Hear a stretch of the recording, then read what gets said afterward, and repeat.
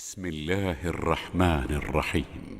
يا بني إنها إن تك مثقال حبة من خردل فتكن في صخرة أو في السماوات أو في الأرض يأت بها الله إن الله لطيف خبير. يا بني أقم الصلاة وأمر بالمعروف وانه عن المنكر واصبر على ما أصابك إن ذلك من عزم الأمور. അസ്സലാമു അലൈക്കും വറഹ്മത്തുള്ളാഹി വബറകാതുഹു. ഖുർആൻ പദം 1405 ദിവസത്തിലേക്ക് എല്ലാവരെയും ഹാർദമായി സ്വാഗതം ചെയ്യുന്നു. വിശുദ്ധ ഖുർആനിലെ 31-ാമത്തെ അധ്യായമായ സൂറത്തുൽ ലുഖ്മാനിലെ 16-17 ആയത്തുകളാണ് ഇന്ന് പഠന വിധേയമാക്കുന്നത്. ക്ലാസ് ആരംഭിക്കുന്നതിനായി ആദരണീയനായ ഡോക്ടർ എ വിലായത്തുള്ള സാഹിബിനെ ക്ഷണിക്കുന്നു. അസ്സലാമു അലൈക്കും വറഹ്മത്തുള്ളാഹി വബറകാതുഹു. അഊദു ബില്ലാഹി മിനശ് ശൈത്വാനിർ റജീം. ബിസ്മില്ലാഹിർ റഹ്മാനിർ റഹീം. യാ ബുനയ്യ ഇന്നഹാ ഇൻ തകു മിസ്ഖാല ഹബ്ബത്തിൻ മിൻ ഖർദൽ فتكن في صخرة أو في السماوات أو في الأرض يأت بها الله إن الله لطيف خبير. يا بني أقم الصلاة وأمر بالمعروف وانه عن المنكر واصبر على ما أصابك إن ذلك من عزم الأمور. صدق الله العلي العظيم. സൂറത്തുൽ ലുഖ്മാനിലെ 16-17 ആയത്തുകളാണ് ഞാൻ നിങ്ങളെ കേൾപ്പിച്ചിട്ടുള്ളത്. രണ്ട് ആയത്തുകളുടെ ഒരു ബ്രേക്കിന് ശേഷം ലുഖ്മാൻ അലൈഹിസ്സലാം മകന് നൽകിയ ഉപദേശം തുടരുകയാണ്. പിന്നിട്ട് 2 ആയത്തുകളിൽ ലുഖ്മാൻ അലൈഹിസ്സലാമിന്റെ മകന് നൽകിയ ഉപദേശം അള്ളാഹു ഒരൽപ്പം കൂടി വികസിപ്പിച്ച് വ്യക്തമാക്കി പറയുകയായിരുന്നു. അതിനെ തുടർന്നാണ് വീണ്ടും ലുഖ്മാൻ അലൈഹിസ്സലാമിന്റെ വാക്കുകൾ ഈ 16-ാമത്തെ ആയത്ത് മുതൽ നമ്മളെ കേൾപ്പിക്കുന്നത്. ഇവിടെ മകനെ വിളിച്ചുകൊണ്ട് തന്നെയാണ് ഈ സംസാരം ലുഖ്മാൻ അലൈഹിസ്സലാം തുടരുന്നത്. അദ്ദേഹത്തിന്റെ മകനോടുള്ള ഉപദേശം തുടങ്ങിയത് തന്നെ യാ ബുനയ്യ എന്ന് പറഞ്ഞുകൊണ്ടാണ്. യാ ബുനയ്യ ലാ തുശ്രിക് ബില്ലാഹ്, എന്റെ മകനെ നീ അള്ളാഹുവിൽ ആരെയും പങ്കു ചേർക്കരുത്, അള്ളാഹുവിന് പങ്കാളികളെ ഗണിക്കരുത് എന്ന് പറഞ്ഞുകൊണ്ടാണ് ആ ഉപദേശം. അള്ളാഹുവിൽ പങ്കു ചേർക്കുക എന്നത് അള്ളാഹുവിന്റെ ദിവ്യത്വത്തിൽ മറ്റാർക്കെങ്കിലും പങ്കുണ്ട് എന്ന വിധത്തില് കാര്യങ്ങളെ നോക്കിക്കാണുന്നതും അതിന്റെ അടിസ്ഥാനത്തിലുള്ള കാര്യങ്ങൾ ചെയ്യുന്നതും ജീവിത നിലപാടുകൾ രൂപപ്പെടുത്തുന്നതും ഒക്കെ അത് ലളുൽമുൻ അളീം, അതിഭയങ്കരമായ ഒരു ധിക്കാരമാണ്, അഹങ്കാരമാണ്, അക്രമമാണ് എന്നാണ് ലുഖ്മാൻ അലൈഹിസ്സലാമിന്റെ ഉപദേശത്തിന്റെ ഭാഗമായിട്ട് തന്നെ അവിടെ വ്യക്തമാക്കപ്പെട്ടിട്ടുള്ളത്. അതിനെ തുടർന്ന് ആ വിഷയം തന്നെയാണ് 16-ാമത്തെ ആയത്തില് വീണ്ടും കൂടുതൽ വിശദാംശങ്ങളോടുകൂടി പ്രതിപാദിക്കപ്പെടുന്നത്. യാ ബുനയ്യ, മകനെ, ഇന്നഹാ ഇൻ തകു മിസ്ഖാല ഹബ്ബത്തിൻ. യാ ബുനയ്യ എന്ന് പറയുന്നത് യബ്നി എന്നൊക്കെ പറയുന്നതിൽ നിന്ന് അല്പം വ്യത്യസ്തമായ, അല്പം വൈകാരികത കാണിക്കുന്ന, സ്നേഹവും അടുപ്പവും ഒക്കെ കൂടുതൽ പ്രകടിപ്പിക്കുന്ന ഒരു ശൈലിയാണ് അറബി. മലയാളത്തിൽ പലപ്പോഴും പൊന്നും മോനെ എന്നൊക്കെ ആളുകൾ അങ്ങനെ അതിന് വിവർത്തനം കൊടുക്കുന്ന കാണാം. സാംസ്കാരികമായ വ്യത്യാസം അനുസരിച്ച് ഈ പ്രയോഗങ്ങളിലൊക്കെ വ്യത്യാസം ഉണ്ടാവും. അപ്പൊ പൊന്നുമോനെന്നോ കുഞ്ഞുമോനെന്നോ ഒക്കെ വിളിക്കുന്ന സംഗതിയായിരിക്കും മലയാളത്തില് ഇതിന് സമാനമായിട്ടുണ്ടാവുക. അപ്പോ അറബി ഭാഷയിൽ അങ്ങനെ പൊന്നും കുഞ്ഞും ഒന്നും അതിലില്ല. ഭാഷാപരമായിട്ട് അതില് അങ്ങനെ ഒരു അർത്ഥ സൂചന ഇല്ല. എന്നാൽ എന്താണോ മാതാപിതാക്കളും മക്കളെ വിളിക്കുമ്പോ അവരോട് സ്നേഹവും പരിഗണനയും ഒക്കെ കാണിക്കാൻ ഉപയോഗിക്കുന്നത് ആ വികാരവായ്പ എന്താണോ അതാണ് അവിടെ പ്രകടമാകുന്നത്. അപ്പോ ഇവിടെ മകനെ വളരെയേറെ ഇഷ്ടത്തോടും ചേർത്ത് നിർത്തുന്ന വിധത്തിലും ഒക്കെ വിളിച്ചുകൊണ്ട് ലുഖ്മാൻ അലൈഹിസ്സലാം ഉപദേശം തുടരുകയാണ്, വസിയത്ത് തുടരുകയാണ്. ഇന്നഹായിൻ തക്കും മിസ്ഖാല ഹബ്ബത്തിൻ. ഇവിടെ ഒരു റെഫറൻസ് ആണ്.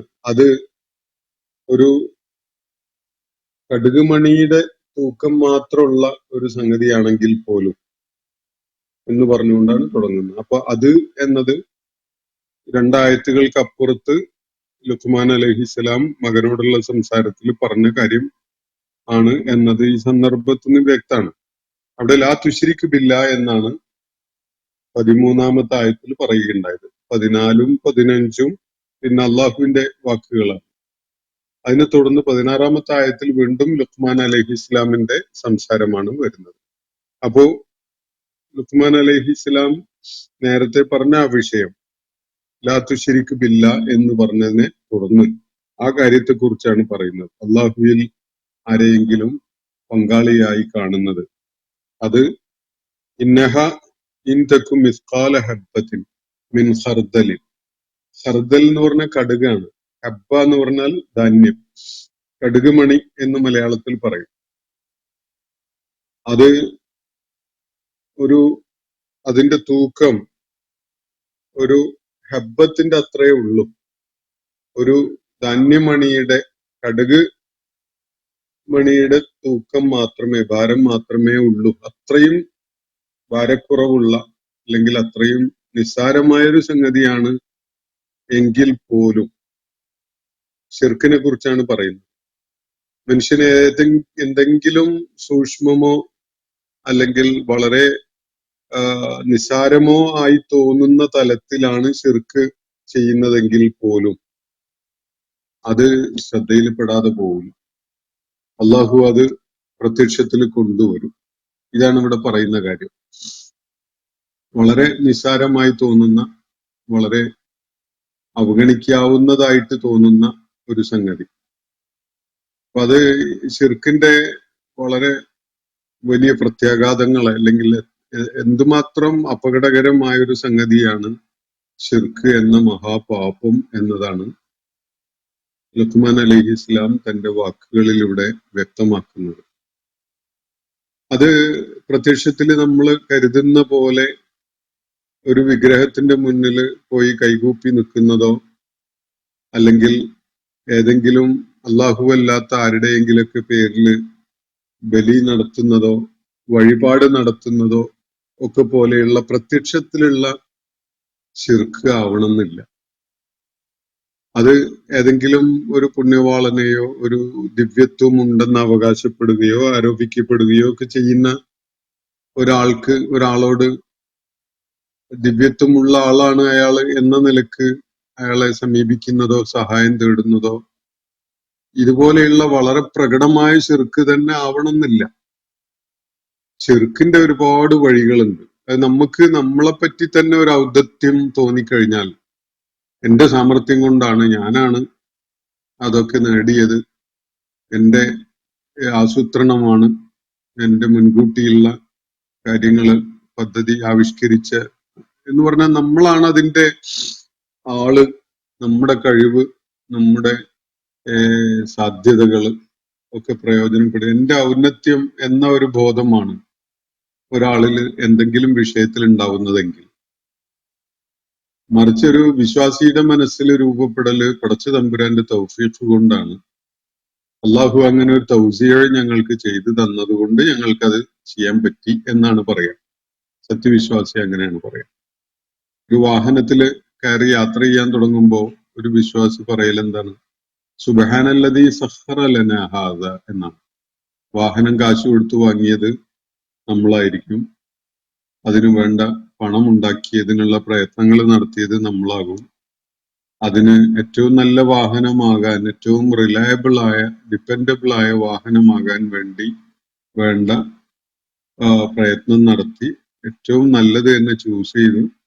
എന്നിട്ട് അതിന് ഏറ്റവും ആവശ്യമായ ക്രമീകരണങ്ങളൊക്കെ ചെയ്തുകൊണ്ട് അത് നിർവഹിക്കുന്നത് നമ്മളാണ് എന്നൊരു തോന്നല് നമ്മളിൽ ഉണ്ടാവാം. പക്ഷെ യഥാർത്ഥത്തിൽ ഇത് അള്ളാഹു ഒരുക്കി തന്നതാണ് എന്നത് ഒരു വിശ്വാസിക്ക് ബോധ്യപ്പെടും. കാരണം ഈ സൗകര്യങ്ങളും കഴിവും സാധ്യതയും അതിനുള്ള സാമ്പത്തിക ശേഷിയും ഒക്കെ തന്നെ പടച്ച തമ്പുരാന്റെ തൗഫീഖ് കൊണ്ട്, അവന്റെ തൗസിയ കൊണ്ട് ഉണ്ടായതാണ് എന്ന ഒരു ദൃഢബോധ്യം സത്യവിശ്വാസിയെ സംബന്ധിച്ചിടത്തോളം ഉണ്ടാവും. എന്നാല് അള്ളാഹുവിൽ ശരിയായ വിശ്വാസമില്ലാത്ത ആളുകള് അത് സ്വന്തം കഴിവും നേട്ടവും ഒക്കെയായിട്ട് കണ്ടുകളയും. പലപ്പോഴും സർഗാത്മകമായോ അല്ലെങ്കിൽ ദൈക്ഷണികമായോ ഒക്കെ കഴിവുകൾ ഉള്ള ആളുകള് വളരെ വലിയ അപകടത്തിൽ ചെന്ന് ചാടുന്നത് നമുക്ക് കാണാൻ കഴിയും. ബുദ്ധിപരമായ ഔന്നത്യത്തിന്റെ പേരിൽ അവര് സ്വയം മികവുള്ളവരായിട്ട് സംസാരത്തിലും ആളുകളോടുള്ള പെരുമാറ്റത്തിലും ഒക്കെ അത് പ്രകടിപ്പിക്കുമ്പോൾ യഥാർത്ഥത്തില് അള്ളാഹു എനിക്ക് തന്നിട്ടുള്ള ഒരു അള്ളാഹുവിന്റെ ഒരു തൗസിയയും തൗഫീഖും മാത്രമാണ് ഇത്, എന്റെ നേട്ടമല്ല, എന്റെ പ്രയത്നം കൊണ്ടുണ്ടായതല്ല എന്നൊരു തിരിച്ചറിവോ സമ്മതിക്കലോ അതിൽ വരില്ല. അപ്പോ അങ്ങനെ വരാതിരിക്കുന്നത് പോലും, അത് തന്റെ നേട്ടമാണ് എന്ന് കരുതുന്നത് പോലും ശിർക്ക് തന്നെയാണ്. അതാണ് പ്രത്യേകം മനസ്സിലാക്കേണ്ട ഒരു കാര്യം. അവിടെ നമ്മളെ തന്നെയാണ് അള്ളാഹുവിന്റെ സ്ഥാനത്ത് പ്രതിഷ്ഠിച്ചു കളയുന്നത്. അപ്പൊ അതിലൊരു തരം ആത്മപൂജയുണ്ട്. തന്റെ സാമർഥ്യം കൊണ്ട്, തന്റെ പ്രാഗൽഭ്യം കൊണ്ട്, തന്റെ ദൈക്ഷണികവും സർഗാത്മകവുമായ കഴിവുകൾ കൊണ്ട് താൻ നേടി എന്ന് പറയുമ്പോ യഥാർത്ഥത്തിൽ അതില് ഈ പറയുന്ന ആൾക്ക് യാതൊരു പങ്കുമില്ല. അള്ളാഹു അദ്ദേഹത്തിന് ഈ കഴിവ് നൽകി എന്നതുകൊണ്ട് മാത്രം അയാൾ ഒരു പാട്ടുകാരനായതാണ്. അല്ലെങ്കിൽ അള്ളാഹു വലിയ സർഗാത്മകമായ കഴിവ് നൽകിയത് കൊണ്ട് മാത്രമാണ് അയാള് വാക്കുകളെ കൊണ്ട് അമ്മാനമാടാൻ കഴിയുന്ന ഒരു പ്രഭാഷകനോ അല്ലെങ്കിൽ ഒരു എഴുത്തുകാരനോ ഒക്കെ ആവാൻ സാധിച്ചിട്ടുള്ളത്. അതില് അയാളുടെ എഫേർട്ട് എത്രത്തോളം ഉണ്ടെന്ന് ചോദിച്ചാൽ വയലില് നിലം ഉഴുതു മറിച്ചുകൊണ്ടിരിക്കുന്ന അല്ലെങ്കിൽ കാളപൂട്ട് നടത്തുന്ന, കന്നുകൂട്ട് നടത്തുന്ന ഒരു കർഷകന്റെ പ്രയത്നത്തിനേക്കാളൊന്നും കൂടുതൽ വരൂല അത്. കർഷകൻ അള്ളാഹു കൊടുത്തിട്ടുള്ളത് വേറെ ചില കഴിവുകളാണ്. എഴുത്തുകാരന് അള്ളാഹു കൊടുത്തിട്ടുള്ളത് ഇത്തരം കഴിവുകളാണ്. പാട്ടുകാരന്, അഭിനേതാവിന് ഒക്കെ അള്ളാഹു വ്യത്യസ്തമായ കഴിവുകളാണ് നൽകിയിട്ടുള്ളത്. അള്ളാഹു നൽകിയ കഴിവ് പ്രകടിപ്പിക്കുക മാത്രമാണ് അയാൾ ചെയ്യുന്നത്. ടെക്നോളജിയിൽ വലിയ പ്രാഗൽഭ്യം കാണിക്കുന്ന ആളുകളുണ്ട് ചെറിയ പ്രായം മുതൽ തന്നെ. അവരെ മനസ്സെപ്പോഴും അത്തരം ടെക്നിക്കലായ സംഗതികളിലേക്കാണ് തിരിയുക. അതേപോലെ ഇത് ഓരോരുത്തർക്കും വ്യത്യസ്തമായ കഴിവുകളൊക്കെ അള്ളാഹു നൽകിയതാണ് എന്നത് തിരിച്ചറിഞ്ഞുകൊണ്ട് ആണ് അതിനെ നമ്മൾ മനസ്സിലാക്കേണ്ടത്. അതല്ലാതെ നമ്മുടെ നേട്ടമാണ് എന്ന വിധത്തിൽ നമ്മൾ അത് നമ്മുടെ വലിയൊരു അച്ചീവ്മെന്റ് എന്നുള്ള നിലക്ക് പലപ്പോഴും നമ്മുടെ ഭാഷയിൽ അറിഞ്ഞോ അറിയാതെയോ വന്നു ചേരുന്ന ആ ഒരു പ്രയോഗമുണ്ട്. അത് നമ്മുടെ സ്വകാര്യ അഹങ്കാരമാണ് എന്നൊക്കെ. ഈ അഹങ്കാരവും ശിർക്കാണ്. സ്വകാര്യ അഹങ്കാരം എന്ന് പറയുന്നത് ശിർക്കാണ് എന്നതിൽ യാതൊരു സംശയവുമില്ല. കാരണം അഹങ്കരിക്കുന്നത് അത് നമ്മുടെ നേട്ടാണ് എന്ന അടിസ്ഥാന സങ്കല്പത്തിന്റെ പേരിലാണ്. നമ്മുടെ നേട്ടം അതിൽ വളരെ പരിമിതമാണ്. അള്ളാഹു അതിനു വേണ്ടിയുള്ള സാഹചര്യങ്ങൾ ഒരുക്കി തന്നത് കൊണ്ട് മാത്രമാണ് അത് സാധിച്ചിട്ടുള്ളത് എന്നതാണ് വസ്തുത. ഇതിനേക്കാളൊക്കെ എത്രയോ പ്രാഗൽഭ്യമുള്ള പലർക്കും അങ്ങനെ ചെയ്യാൻ പറ്റാതെ പോകുന്നത് നമ്മൾ കാണുന്നുണ്ട്. അതിന്റെ കാരണം അള്ളാഹു അവർക്ക് ആ സാഹചര്യങ്ങൾ ഒരുക്കി കൊടുക്കുന്നില്ല എന്നതാണ്. ചിലതൊക്കെ തടഞ്ഞു വെക്കുന്നു എന്നതാണ്. അപ്പൊ ഇതൊന്നും നമ്മുടെ 100% നമ്മുടെ പ്രാഗൽഭ്യം കൊണ്ടോ മികവ് കൊണ്ടോ പ്രയത്നം കൊണ്ടോ ആണ് സംഭവിക്കുന്നത് എന്നത് ഒരു തെറ്റായ ധാരണയാണ്. അത് നമ്മുടെ പ്രയത്നത്തിന് അതിൽ തീർച്ചയായിട്ടും ഒരു പങ്കുണ്ട്. ആ പ്രയത്നം നടത്താനുള്ള മനസ്സ് തന്നത് ആരാണ്? അതിനു വേണ്ട കഴിവുകൾ തന്നത് ആരാണ്? അതിനു വേണ്ട സാഹചര്യം ഒരുക്കി തന്നത് ആരാണ്? നമ്മുടെ ഈ പ്രദേശത്തൊക്കെ പറയാറുള്ള പോലെ ഏറും മോറും ഒക്കുന്ന വിധത്തില് കാര്യങ്ങളെ ക്രമീകരിച്ചത് ആരാണ്? എറിഞ്ഞാൽ മാത്രം പോരല്ലോ, നമ്മളെ കല്ല് പോകുന്ന ദിശയിൽ മുഖം ഉണ്ടെങ്കിലല്ലേ മുഖത്ത് പറ്റുള്ളൂ. അപ്പൊ ഏറും മോറും ഒക്കുക എന്ന് പറഞ്ഞ ഒരു പ്രതിഭാസമുണ്ട്. അത് അള്ളാന്റെ തൗഫീഖിന്റെ ഭാഗമാണ്. ഏത് സംഗതിയും അങ്ങനെയാണ്. അത് തന്റെ നേട്ടമാണ് എന്ന വിധത്തിൽ ഒരാൾക്ക് തോന്നിക്കഴിഞ്ഞാൽ അത് അഹങ്കാരമായി, അത് ശിർക്കായി. ഇത് വിശുദ്ധ ഖുർആനിൽ പലയിടത്തും അള്ളാഹു ചൂണ്ടിക്കാണിച്ചിട്ടുള്ള ഒരു വിഷയമാണ്. നമ്മൾ പിന്നിട്ട സൂറത്തുകളില് സൂറത്തുൽ കഹ്ഫില് ഒരു കർഷകന്റെ കാര്യം പറഞ്ഞുകൊണ്ട്, ഒരു തോട്ടക്കാരന്റെ കാര്യം പറഞ്ഞുകൊണ്ട് അള്ളാഹു ഇത് വ്യക്തമാക്കിയിട്ടുണ്ട്. നമുക്ക് ആ വിശദാംശങ്ങളിലേക്കൊന്നും ഇപ്പൊ പോകാൻ നേരമില്ല. എന്തായാലും ഇവിടെ ലുഖ്മാൻ അലൈഹിസ്സലാം മകനോട് നൽകുന്ന ഉപദേശത്തിന്റെ അകക്കാമ്പ് ഇതാണ്: മകനെ, ശിർക്ക് എന്നത് അതൊരു കടുകുമണിയുടെ തൂക്കം മാത്രമേ ഉള്ളൂ. അത്രയും നിസ്സാരമായതാണ് എങ്കിൽ പോലും അത് തന്നെ ഫതകുൻ ഫീ സഖ്റ, ഒരു പാറക്കെട്ടിനുള്ളിലാണ് കുടുങ്ങിക്കിടക്കുന്നത് ആ കടുകുമണി എന്ന് സങ്കല്പിച്ചു നോക്കൂ. അതാണെങ്കിൽ പോലും പാറക്കെട്ടിനകത്ത് ഒരുപാട് സുഷിരങ്ങൾ ഉണ്ടാകും. ആ സുഷിരങ്ങളിൽ ഏതോ ഒന്നില് ഒരു കടുകുമണി കുടുങ്ങിക്കിടക്കുന്നു എന്നതൊന്ന് സങ്കല്പിച്ചു നോക്കൂ. എന്ന് പറഞ്ഞാൽ അത് അങ്ങനെ ഇല്ല എന്ന് സാധാരണ ജനങ്ങള് ഒറ്റനോട്ടത്തിൽ തീർത്തു പറയും.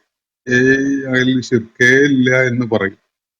എന്നാൽ അത്രയും നിസ്സാരമായ കാര്യങ്ങൾ പോലും ശിർക്ക് സംബന്ധമായത് തീർച്ചയായിട്ടും അള്ളാഹു അത് കാണും, അത് വെളിപ്പെടുത്തും. ഇത് പാറക്കെട്ടുകൾക്കുള്ളിലല്ല, വാനലോകത്താണെന്ന് കരുതുക. ഔഫി സമാവാത്ത്, വിശാലമായ ആകാശപ്പരപ്പിലാണ് എവിടെയോ ഇത് കിടക്കുന്നത് എന്ന് വെക്കുക. എന്ന് പറഞ്ഞാൽ ഈ പ്രപഞ്ചത്തോളം വിശാലതയുള്ള ഒരു ഇടത്തില് എവിടെയോ ഒരു സ്പോട്ടായിട്ടാണ് നമ്മളുടെ ശിർക്ക് എന്നൊരു സംഗതി അടയാളപ്പെടുത്തുന്നത് എങ്കിൽ, ഔഫില്ലറില്, അല്ലെങ്കിൽ ഭൂമിയോളം വിശാലതയുള്ള ഒരു പ്രതലത്തിൽ എവിടെയോ ഒന്നാണ് അത് കിടക്കുന്നത് എങ്കിൽ പോലും, അപ്പൊ ഒരു പാറക്കെട്ടിനുള്ളിലാവല് അത് കണ്ടുപിടിക്കാൻ വളരെ പ്രയാസമുള്ള ഒരു സംഗതിയാണ്, അതിന്റെ ഇടുക്കം ഉള്ള സുഷിരങ്ങൾ കാരണമായിട്ട്. എന്നാൽ ആകാശവും ഭൂമിയും അതിന്റെ വിശാലതയും പരപ്പും ഒക്കെ കാരണമായിട്ട് അങ്ങനെ വളരെ ഒരു ഖർദലിനെ, ഒരു ഹബ്ബത്തു ഖർദൽ, ഒരു കടുകുമണി എവിടെയോ കിടക്കുന്നത് കണ്ടുപിടിക്കല് നമ്മളെ സംബന്ധിച്ചിടത്തോളം എളുപ്പമല്ല. പക്ഷെ പാറക്കെട്ടിനുള്ളിൽ എവിടെയോ ഏതോ ഒരു സുഷിരത്തിൽ കിടക്കുന്ന ഒരു കടുകുമണിയാണ്. അതല്ല ആകാശത്തിന്റെ വിശാലതയിൽ എവിടെയോ കിടക്കുന്ന ഒരു കടുകുമണിയെ പോലെ ഒരു അടയാളപ്പെടുത്തലാണ്, ഒരു കറയാണ്. ഭൂതലത്തിന്റെ വിശാലതയിൽ എവിടെയോ കിടക്കുന്ന ഒരു കടുകുമണി പോലെയുള്ള ഒരു അടയാളമാണ് ശിർക്ക് എങ്കിൽ പോലും അള്ളാഹു പറയുന്നത്, അല്ലെങ്കിൽ ലുഖ്മാൻ അലൈഹിസ്സലാം മകനെ കേൾപ്പിക്കുന്ന ഈ ദൈവിക ആശയം അള്ളാഹു ഇവിടെ അതിനെ എൻഡോസ് ചെയ്തുകൊണ്ടാണല്ലോ ഇവിടെ ഈ കഥ ഉദ്ധരിക്കുന്നത് തന്നെ. അതുകൊണ്ട് ഫതകുൻ ഫീ സഖറത്തിൻ ഔ ഫി സമാവാതി ഔ ഫിൽ അർദ്, എന്താ ഉണ്ടാവുക? യഅതി ബിഹല്ലാഹ്, അള്ളാഹു അതിനെ വെളിച്ചത്ത് കൊണ്ടുവരും. യഅതി ബിഹല്ലാഹ്, ശിർക്ക് എത്ര നിസ്സാരമായതാണെങ്കിലും തീർച്ചയായിട്ടും അള്ളാഹു അത് പുറത്തു കൊണ്ടുവരും. ഇന്നല്ലാഹ ലതീഫുൻ ഖബീർ, തീർച്ചയായിട്ടും അള്ളാഹു സൂക്ഷ്മദൃക്കാണ്, അതുപോലെ സൂക്ഷ്മജ്ഞനുമാണ്. അള്ളാഹു എല്ലാം സൂക്ഷ്മമായിട്ട് കാണുന്നവനാണ്, എല്ലാറ്റിനെ കുറിച്ചും സൂക്ഷ്മമായിട്ട് അറിവുള്ളവനുമാണ്. ഇതാണ് അള്ളാഹു പറയുന്നത്. അപ്പൊ ആരെങ്കിലും എത്ര നിസ്സാരമായതാണെങ്കിലും ഒരു തരിമ്പെങ്കിലും ശിർക്ക് ചെയ്യുന്നുവെങ്കിൽ അത് തീർച്ചയായിട്ടും അള്ളാഹു കാണും, അവൻ അത് വെളിച്ചത്ത് കൊണ്ടുവരികയും ചെയ്യും. അപ്പോ അള്ളാഹുവിൽ പങ്കു ചേർക്കുന്ന വിധത്തിലുള്ള ഒരു സ്വഭാവം, പെരുമാറ്റം, അനുഷ്ഠാനം, പ്രവർത്തനം ആരുടെയെങ്കിലും ഭാഗത്തുനിന്ന് ഉണ്ടാവുകയാണെങ്കിൽ അത് ഒരു കാരണവശാലും നിസ്സാരമായ ഒരു സംഗതിയല്ല എന്നതാണ് ഇവിടെ പഠിപ്പിക്കപ്പെടുന്ന കാര്യം. അപ്പോ ഈ ബഹുത്വം, വിശ്വാസപരമായ ബഹുദൈവത്വം, കർമ്മപരമായ ബഹുദൈവത്വം, നിലപാടുപരമായ ബഹുദൈവത്വം. ഇത് ഏതെങ്കിലും വിധത്തില് ആരുടെയെങ്കിലുമൊക്കെ ജീവിതത്തിൽ കടന്നു വരുന്നുണ്ടെങ്കിൽ അത് വളരെ അപകടകരമാണ് എന്നതാണ് ഇവിടെ സൂചിപ്പിക്കുന്ന കാര്യം. അതുകൊണ്ട് വളരെയേറെ കരുതൽ ഉണ്ടാവേണ്ടത് ഈ വിഷയത്തിലാണ്. ശിർക്ക് വന്നു ചേരുന്ന ഒരു കാര്യം ഒരാളുടെ ജീവിതത്തില് അല്ലെങ്കിൽ പ്രവർത്തനങ്ങളില്, അതല്ലെങ്കിൽ അയാളുടെ വിശ്വാസത്തില്, അതുമല്ലെങ്കിൽ അയാളുടെ നിലപാടുകളില്, ഇതിലൊക്കെ തന്നെ ശിർക്ക് കലർന്നുകൂടുന്നുണ്ടെങ്കിൽ അത് വളരെ ഗൗരവമുള്ള ഒരു വിഷയമാണ് എന്ന് എല്ലാവരും മനസ്സിലാക്കേണ്ടതുണ്ട്. മറ്റുള്ളവരെ ദിവ്യനായി കാണുന്നത് മാത്രമല്ല, നമ്മളെ തന്നെ എന്തിന്റെയെങ്കിലും പൂർണ്ണമായ നേട്ടമായിട്ട്, നമ്മളുടെ നേട്ടമായിട്ട്, അത് പൂർണ്ണമായും നമ്മളുടെ ഒരു നേട്ടമായിട്ടാണ് നമ്മൾ കാണുന്നതെങ്കിൽ തീർച്ചയായിട്ടും അത് അള്ളാഹുവിനെ തിരസ്കരിക്കലാണ്, അള്ളാഹുവിനെ നിന്ദിക്കലാണ്, അള്ളാഹുവിന്റെ ഔദാര്യത്തെ നമ്മൾ കാണാതിരിക്കലാണ്. അത് തന്നെയാണ് അടിസ്ഥാനപരമായി ശിർക്ക്.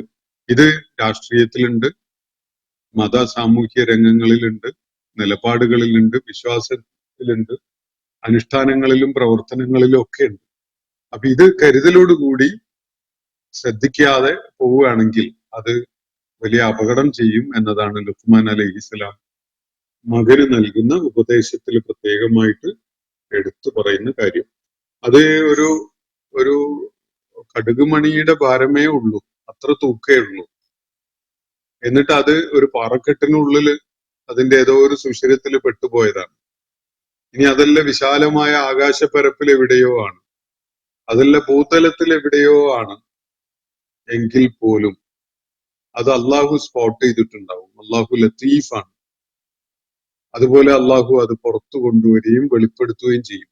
അത് കാരണം അവൻ ഖബീറുമാണ്, സൂക്ഷ്മദൃക്കാണ്, അതേപോലെ തന്നെ സൂക്ഷ്മജ്ഞനുമാണ്. അള്ളാഹു തീർച്ചയായിട്ടും അത് ഗൗരവത്തിൽ കാണുന്നു, അത് അള്ളാഹു പുറത്തു കൊണ്ടുവരികയും ചെയ്യും. എന്നിട്ട് അള്ളാഹു തുടർന്ന് പറയുകയാണ്, യാ ബുനയ്യ. അള്ളാഹു അല്ല, ലുഖ്മാൻ അലൈഹിസ്സലാമാണ് സംസാരിക്കുന്നത്. അള്ളാഹു അതിനെ എൻഡോഴ്സ് ചെയ്തുകൊണ്ട് ഇവിടെ ആ വാക്കുകളെ ഉദ്ധരിക്കുകയാണ്. യാ ബുനയ്യ, മകനെ, അഖ്മി സ്വലാത്ത, നീ അള്ളാഹുവിനുള്ള സമർപ്പണം ഉറപ്പിക്കുന്നതിന് വേണ്ടിയുള്ള ഒരു അനുഷ്ഠാനമാണ് നമസ്കാരം. അത് നിർവഹിച്ചുകൊണ്ടിരിക്കണം, അത് നടപ്പിലാക്കണം. അഖ്മി സ്വലാത്ത, നമസ്കാരം നടപ്പിലാക്കണം. ഈ നമസ്കരിക്കൽ മാത്രമല്ല, നമസ്കാരം ഒരു സാമൂഹ്യ വ്യവസ്ഥയായിട്ട്, ഒരു സോഷ്യൽ ഇൻസ്റ്റിറ്റ്യൂഷനായിട്ട് നടപ്പിലാക്കപ്പെടണം. അതാണ് അള്ളാഹു നിർദ്ദേശിക്കുന്നത്. അഖ്മി സ്വല, നമസ്കാരം നീ നടപ്പിലാക്കണം. വഅ്മുർ ബിൽ മഅറൂഫ്, നീ നന്മ കൽപ്പിക്കുകയും അത് പ്രൊമോട്ട് ചെയ്യുകയും ചെയ്യും. ആളുകളിൽ ആളുകളോട് മഅറൂഫ് പിന്തുടരാൻ ആവശ്യപ്പെടണം, അതിനെ പ്രോത്സാഹിപ്പിക്കണം. ആവശ്യമായി വരുന്ന ഘട്ടത്തിൽ ആളുകളോട് അതിന് കൽപ്പിക്കുകയും വേണം. വഅ്മുർ ബിൽ മഅറൂഫ്. പിന്നെ പറയുന്ന വൻഹ അനിൽ മുൻകർ.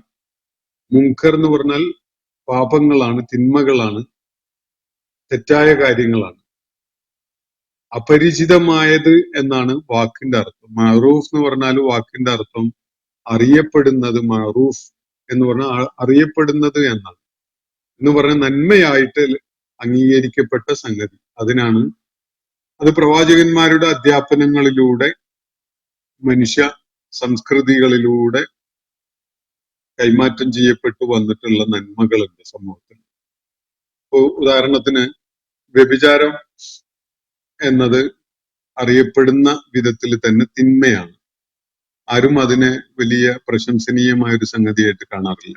എന്നാൽ വിവാഹം സർവാംഗീകൃതമാവുന്ന, എല്ലാവരും പ്രോത്സാഹിപ്പിക്കുന്ന ഒരു സംഗതിയായിട്ട്, ഒരു നന്മയായിട്ടാണ് നമുക്ക് സമൂഹത്തിൽ നിലനിൽക്കുന്ന കാണാൻ. അപവാദങ്ങളായിട്ടുള്ള പെരുമാറ്റങ്ങളും നിലപാടുകളും ഒക്കെ കാണിക്കുന്ന ആളുകൾ ചരിത്രത്തിലുണ്ടാവും. പക്ഷെ സ്വന്തം കാര്യം വരുമ്പോൾ അവര് അതൊന്നും പാലിക്കാറില്ല എന്നുള്ളത് നമുക്കറിയാം.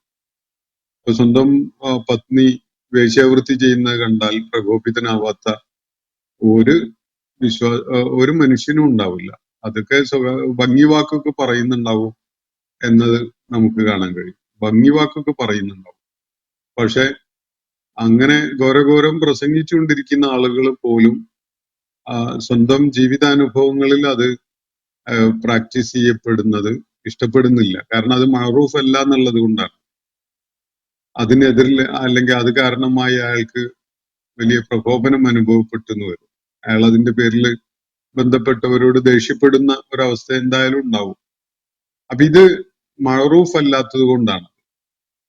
മഅറൂഫായ സംഗതികളാണ്, നന്മ ആയിട്ട് അറിയപ്പെടുന്ന സംഗതികൾ കൽപ്പിക്കാനും അതുപോലെ തിന്മ മ്ലേച്ഛ വൃത്തിയൊക്കെ ആയിട്ട് അറിയപ്പെടുന്നതിനെ വിലക്കാനുമാണ് ലുഖ്മാൻ അലൈഹിസ്ലാം മകന് ഇവിടെ ഉപദേശം നൽകുന്നത്. അപ്പോ പറയുന്ന കാര്യം യാ ബുനയ്യ അഖ്മി സ്വലാത്ത്, ഒന്നാമത്തെ കാര്യം ഇതാണ്. അള്ളാഹുവുമായുള്ള ബോണ്ടിങ് ഏറ്റവും സുശക്തമായ വിധത്തിൽ സ്ഥാപിക്കപ്പെടണം. അതാണ് നമസ്കാരം, അതിനുള്ളതാണ് നമസ്കാരം.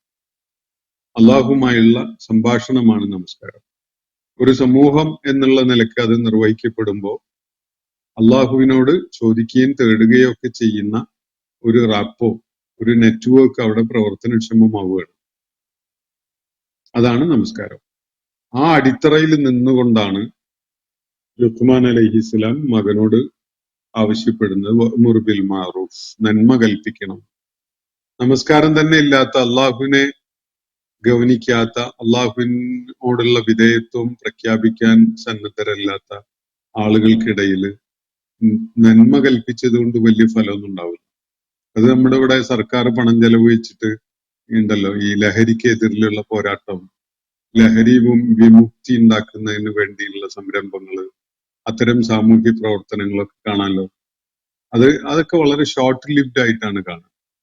വളരെ കുറഞ്ഞ ഒരു സമയത്തിന് നമ്മളൊന്ന് തിരിഞ്ഞപ്പുറത്തെത്തുമ്പോഴത്തേന് ആ ആളുകൾ വീണ്ടും ലഹരിയുടെ ഒക്കെ ആളുകളായി മാറിയിട്ടുണ്ടാവും. എന്നാൽ നമസ്കാരത്തിന്, വിശ്വാസത്തിനെ അടിസ്ഥാനപ്പെടുത്തിക്കൊണ്ടാണല്ലോ നമസ്കാരം. ആ നമസ്കാരത്തെ അടിസ്ഥാനപ്പെടുത്തിക്കൊണ്ടുള്ള ഒരു ജീവിത വീക്ഷണമുള്ള ഒരാള് അയാളുടെ വായിലേക്ക് അല്ലെങ്കിൽ ശരീരത്തിലേക്ക് ലഹരി കുത്തിത്തിരികി വെച്ചാൽ പോലും അയാൾ അത് സ്വീകരിക്കൂല. അത്രയും അതിനുള്ള റെസിസ്റ്റൻസ് കാണിക്കും. അപ്പൊ ഇവിടെ സൂചിപ്പിക്കപ്പെടുന്ന കാര്യം, മഅറൂഫ് നമസ്കാരം നിർവഹിക്കാൻ അത് ഒരു സാമൂഹ്യ സ്ഥാപനമായിട്ട് നടപ്പിലാക്കാനാണ് ലുഖ്മാൻ അലൈഹിസ്ലാം മകനോട് ഉപദേശിച്ചത്. അതിനെ തുടർന്ന് പറയുന്നത്, നീ നന്മ കൽപ്പിക്കണം, വൻഹ അനിൽ മുൻകർ, തിന്മ വിലക്കുകയും വേണം, തിന്മ തടയണം, തിന്മ നിരോധിക്കണം. ഇതാണ് പറയുന്ന കാര്യം. തുടർന്ന് പറയുന്നത് വസ്ബിർ അലാ മാ അസ്വാബക്, നിന്നെ ബാധിക്കുന്ന വിഷയങ്ങളിലൊക്കെയും നീ സഹനം അവലംബിക്കണം, ക്ഷമ അവലംബിക്കണം. ഈ കാര്യങ്ങൾ ചെയ്യുന്ന, വിശ്വാസം ഉൾക്കൊണ്ട് നമസ്കാരം നിർവഹിച്ച് നന്മ കൽപ്പിക്കുകയും തിന്മ വിരോധിക്കുകയും ചെയ്യുന്ന പ്രവർത്തനങ്ങളിൽ ഏർപ്പെടുന്ന ഒരാള് തീർച്ചയായിട്ടും പല വിധത്തിലുള്ള പ്രതികൂല സാഹചര്യങ്ങളിലൂടെയും കടന്നു പോകേണ്ടി വരും. അത്തരം സന്ദർഭങ്ങള്, അനുഭവങ്ങള്, സാഹചര്യങ്ങളൊക്കെ ഉണ്ടാകുമ്പോൾ ക്ഷമ അവലംബിക്കുക എന്നത് വളരെ വളരെ പ്രാധാന്യമുള്ള ഒരു കാര്യമാണ്. ഇതാണ് സൂറത്തുൽ അസ്റിൽ അള്ളാഹു വ്യക്തമാക്കുന്ന കാര്യം. അത് മനുഷ്യൻ നഷ്ടത്തിലാണ്, കാലത്തെ സാക്ഷിയാക്കിക്കൊണ്ട് അള്ളാഹു പറയുകയാണ് മനുഷ്യരൊക്കെ നഷ്ടത്തിലാണ്. എന്നിട്ട് പറയുന്നത് ഇല്ലല്ലദീന ആമനു വഅമിലു സ്വാലിഹാത്ത്, വിശ്വസിക്കുകയും ശരിയായ സൽപ്രവർത്തനങ്ങൾ ചെയ്യുകയും വതവാസൗ ബിൽ ഹഖ് വതവാസൗ ബിസ്സബ്ർ, സത്യം എന്തെന്ന് പരസ്പരം ഉപദേശിക്കുകയും അതുപോലെ ക്ഷമ അവലംബിക്കാൻ പരസ്പരം താങ്ങായിക്കൊണ്ട് സഹനം അവലംബിക്കാൻ പ്രേരിപ്പിച്ചുകൊണ്ട് ഉപദേശിക്കുകയും ചെയ്യുന്ന ആളുകൾ ഒഴികെ ബാക്കിയുള്ളവരൊക്കെ നഷ്ടത്തിലാണെന്നാണ് അള്ളാഹു അവിടെ പറയുന്നത്. അപ്പൊ സഹനം അവലംബിക്കുക എന്നത് സത്യവിശ്വാസിയെ സംബന്ധിച്ചിടത്തോളം അയാളുടെ ജീവിതത്തിന്റെ വളരെ അനിവാര്യമായ ഭാഗമാണ്.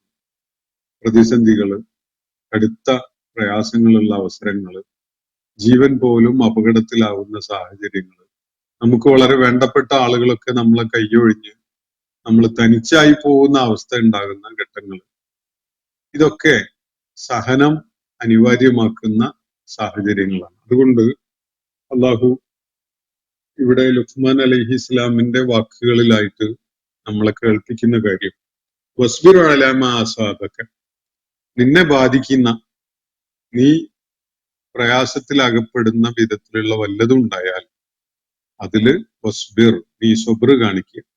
സൊബർ എന്ന് പറഞ്ഞ വാക്കിന്റെ അർത്ഥം തടയുക എന്നാണ്. സ്വന്തത്തെ തടഞ്ഞു നിർത്തുക എന്നാണ് ആ വാക്കിന്റെ അർത്ഥം. അമിതമായി വൈകാരികതക്ക് വഴിപ്പെട്ടു പോകുന്നതിൽ നിന്ന് സ്വന്തത്തെ തടഞ്ഞു നിർത്തുക, അതാണ് സൊബർ. ഒരാൾക്കൊരു പ്രശ്നം ഉണ്ടാവുമ്പോൾ അയാൾ ആ പ്രശ്നത്തിന്റെ തുടക്കത്തിൽ തന്നെ പൊട്ടിത്തെറിച്ച് അതുമായി ബന്ധപ്പെട്ട ആളുകളെ അതിഭീകരമായ വിധത്തിൽ ആക്ഷേപിക്കുകയും അവരോട് കോപിക്കുകയും ഒക്കെ ചെയ്ത് ക്ഷമയില്ലായ്കയുടെ എല്ലാ ലക്ഷണങ്ങളും പ്രകടിപ്പിച്ചതിന് ശേഷമല്ല ക്ഷമ വേണ്ടത്. അയാളെ സ്വയം ആ വികാര വിക്ഷോഭത്തിൽ നിന്ന് തടഞ്ഞു നിർത്താൻ അയാൾക്ക് സാധിക്കണം. ഒരു പെട്ടെന്ന് വിശ്വാസത്തിന്റെ ഒരു ഔന്നത്യവും ഒരു വലിയ അടയാളപ്പെടുത്തലുമാണ് ടപ്പ് എന്ന് പറഞ്ഞുകൊണ്ട് വികാരത്തെ തടഞ്ഞു നിർത്താൻ അവർക്ക് സാധിക്കുന്നു എന്ന്. ഏത് തരം വികാരമാണെങ്കിലും ക്ഷോഭം വരുന്നതാണ്, അല്ലെങ്കിൽ അമിതാഹ്ലാദം കാണിക്കുന്നതാണ്, അതുപോലെയുള്ള ഏത് വികാരവും നിയന്ത്രിക്കാൻ, ക്ഷമ അവലംബിച്ചുകൊണ്ട് നിയന്ത്രിക്കാൻ സഹനം ശീലിച്ച ഒരു സത്യവിശ്വാസിയെ സംബന്ധിച്ചിടത്തോളം സാധിക്കും. അത് വലിയൊരു കരുത്താണ്. അങ്ങനെ കരുത്തുള്ളവനാകാൻ വേണ്ടിയാണ് നമ്മളെ കൊണ്ട് ഒരു ഡിസിപ്ലിൻ ഉണ്ടാക്കുന്ന വിധത്തിൽ നമസ്കാരം നിർവഹിപ്പിക്കുന്നത്. ക്ഷമ അവലംബിക്കാൻ കരുത്തുണ്ടാക്കുന്നതിന് വേണ്ടിയാണ് നോമ്പ് അനുഷ്ഠിക്കാൻ ആവശ്യപ്പെട്ടിട്ടുള്ളത്. അതേപോലെ സാമ്പത്തിക ഉത്തരവാദിത്തങ്ങള്, സക്കാത്ത്, സദഖ പോലെയുള്ളത്, അതിനൊക്കെ വലിയ അളവിലുള്ള സഹനം, ക്ഷമ ഒക്കെ വേണം. നമ്മൾ അധ്വാനിച്ചുണ്ടാക്കിയതെന്ന് അങ്ങ് എടുത്തു കൊടുക്കാൻ സ്വാഭാവികമായിട്ട് മനുഷ്യന് മടിയൊക്കെ തോന്നും. പക്ഷെ ആ മടിയെ വകഞ്ഞു മാറ്റി നമുക്കത് ചെയ്യാൻ കഴിയുന്നത് ആ നമ്മുടെ അകത്ത് രൂപപ്പെടുന്ന വികാരത്തെ പൂർണ്ണമായിട്ട് നിയന്ത്രിക്കാൻ കഴിയുന്നത് കൊണ്ടാണ്. അങ്ങനെ നിയന്ത്രിക്കുന്ന ഒരു നിലപാടിനാണ് സബർ എന്ന് പറയുക. അതിന് ഇസ്ലാമിലെ എല്ലാ അനുഷ്ഠാനങ്ങളും, ഹജ്ജ് പോലും, ഹജ്ജ് തന്നെ വളരെ പ്രധാനപ്പെട്ട സബർ പഠിപ്പിക്കുന്ന ഒരു അനുഷ്ഠാനമാണ്. കാരണം ഹജ്ജിന്റെ വേളയിൽ വികാര വിക്ഷോഭം ഉണ്ടാവുക എന്ന് പറയുന്നത്, ദേഷ്യപ്പെടുക എന്ന് പറയുന്നത്, മറ്റുള്ളവരോട് കലഹിക്കുക എന്ന് പറയുന്നത് ഒക്കെ ഹജ്ജിനെ ഭംഗം വരുത്തുന്ന കാര്യമാണ്. ഹജ്ജിനും ഉംറയൊക്കെ നാശമാക്കുന്ന കാര്യമാണ്. അപ്പോ പക്ഷെ അത്തരം സാഹചര്യങ്ങളൊക്കെ ഇഷ്ടം പോലെ ഉണ്ടാവും. നന്നായി സഹനം അവലംബിക്കാൻ ഒരുങ്ങിയ ആളുകൾ അല്ലെങ്കിൽ ഹജ്ജ് ബാത്തിലായി പോകും. കാരണം ലക്ഷക്കണക്കിന് ആളുകളാണ് വളരെ പരിമിതമായ ഒരിടത്ത് വന്നു ചേരുന്നത്. അത്തരം ആ വലിയൊരെണ്ണം ആളുകൾ അവിടെ എത്തുമ്പോൾ പരസ്പരം പ്രശ്നമില്ലാത്ത വിധത്തില് ആളുകൾക്ക് സ്നേഹത്തോടെയും സൗഹാർദ്ദത്തോടെയും പരസ്പരമുള്ള സഹാനുഭൂതി, ഗുണകാംക്ഷ പോലെയുള്ള ഗുണങ്ങളൊക്കെ കാണിച്ചുകൊണ്ട് അവിടെ കഴിയുക എന്നതാണ് ഹജ്ജിന്റെ ഒരു വലിയ സ്പിരിറ്റ് തന്നെ. അപ്പോ അതിന് സാധിക്കാതെ പോവുകയാണെങ്കിൽ ഹജ്ജ് ബാത്തിലാവുകയാണ്, വെറുതെ കാശ് നഷ്ടമായി എന്നതേ ഉണ്ടാവുള്ളൂ. ഹജ്ജിനെ നശിപ്പിച്ച് കളയുന്ന ഒരു കാര്യമാണ്, ബാത്തിലാക്കുന്ന ഒരു കാര്യമാണ് അതൊക്കെ.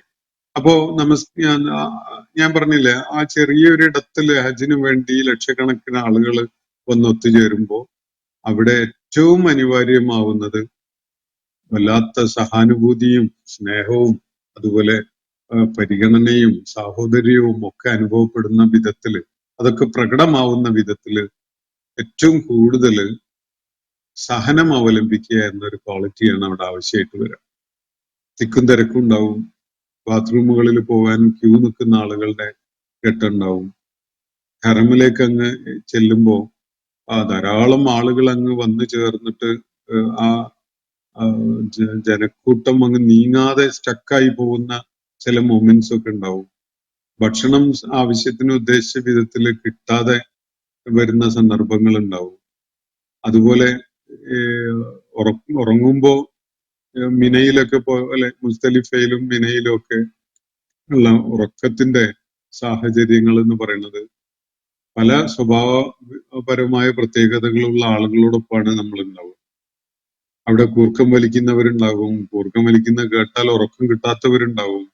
ഇങ്ങനെ പല സാഹചര്യങ്ങളെയും നേരിടേണ്ടി വരും. അതുപോലെ ഭക്ഷണ ശീലം, പെരുമാറ്റശീലം, ഇതൊക്കെ നമ്മൾ പ്രതീക്ഷിക്കുന്ന നിലവാരത്തിൽ കാണിക്കാത്ത ആളുകൾ ഉണ്ടാവും. അപ്പോ അവരൊക്കെ നമുക്ക് കൊച്ചായി കാണാൻ അല്ലെ പരിഹസിക്കാൻ അല്ലെങ്കിൽ എന്തെങ്കിലും ഒരു കുത്തുവാക്ക് പറയാനൊക്കെ അങ്ങനെ തോന്നിപ്പോവും. നമ്മള് ഹജ്ജിന്റെ ആത്മാവ് ഉൾക്കൊള്ളാതെയാണ് അവിടെ വന്നിട്ടുള്ളതെങ്കിൽ. അപ്പൊ ഇവിടെയൊക്കെ ആവശ്യമായിട്ടുള്ള സബറാണ്. ഇസ്ലാമിലെ എല്ലാ അനുഷ്ഠാനങ്ങളും നമ്മളിൽ ഉണ്ടാക്കുന്ന ഒരു ക്വാളിറ്റി സബറാണ്. അത് ആ പരിശീലനമൊക്കെ കിട്ടുന്ന ആളുകൾക്ക് ഭൂമുഖത്തെ ഏത് പ്രതിസന്ധികളിലൂടെ കടന്നുപോയാലും പിടിച്ചു നിൽക്കാൻ സാധിക്കും.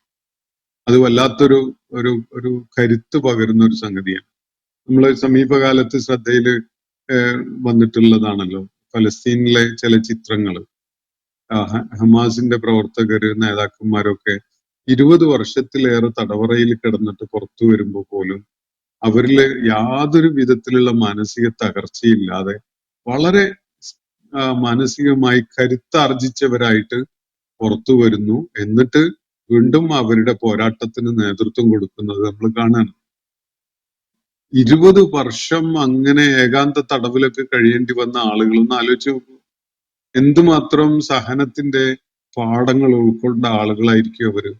എന്തുമാത്രം അള്ളാഹുവുമായിട്ട് മുനാജാത്ത് നടത്തിക്കൊണ്ട് അള്ളാഹുവുമായി ഹൃദയബന്ധം സ്ഥാപിക്കുന്നതിൽ വിജയിച്ച ആളുകളായിരിക്കും അവര്. അപ്പോ ഇവിടെ ലുഖ്മാൻ അലൈഹിസ്സലാം നൽകുന്ന ഉപദേശത്തില് പറയുന്ന വളരെ പ്രധാനപ്പെട്ട ഒരു കാര്യം വസ്ബിർ അലാ മാ അസാബക, നിന്നെ ബാധിക്കുന്ന നിനക്ക് സംഭവിക്കുന്ന ഏത് സംഗതിയിലും നീ സഹനം അവലംബിക്കണം, ക്ഷമ അവലംബിക്കണം എന്നാണ് പറയുന്നത്. ഒരു കുടുംബത്തിൽ 10 മക്കളുണ്ടെങ്കിൽ 10 മക്കളുടെയും ജീവിത സാഹചര്യങ്ങൾ വ്യത്യസ്തമായിരിക്കും. ഒരു മകനോ മകൾക്കോ ഉണ്ടായ ഒരു പക്ഷേ എളുപ്പമുള്ള ഒരു ജീവിത പാതയിലൂടെ ആവില്ല വേറൊരാൾ സഞ്ചരിക്കേണ്ടി വരിക. അപ്പോ അതില് താരതമ്യം ചെയ്തുകൊണ്ടോ എനിക്ക് അതുപോലെ ആവാൻ പറ്റിയില്ല ഇതുപോലെ ആകാൻ പറ്റിയില്ല എന്നുള്ള ഖേദം പ്രകടിപ്പിച്ചുകൊണ്ടോ ഒന്നും ഒരാൾ ഇമോഷണൽ ആയതുകൊണ്ട് യാതൊരു കാര്യമില്ല. ഇതേപോലെ തന്നെയാണ് തൊഴിൽ മേഖലകളിൽ. ഒരു ബാച്ചിൽ ഒന്നിച്ചു പഠിച്ച ആളുകൾക്ക് ഒരാൾക്ക് ആദ്യം ജോലി കിട്ടി, അത് ഏറ്റവും നല്ലത് കിട്ടി. അയാളെക്കാളൊക്കെ യോഗ്യനായിരുന്ന ഞാനാണ്, എന്നിട്ട് എനിക്ക് അത് കിട്ടിയില്ല. നമുക്ക് വിഷമം ഉണ്ടാവൂലേ? തീർച്ചയായിട്ടും വിഷമം ഉണ്ടാവും. എന്നിട്ട് ആ ഘട്ടത്തിൽ നമ്മൾ അക്ഷമ കാണിച്ചിട്ട് വല്ല കാര്യമുണ്ടോ?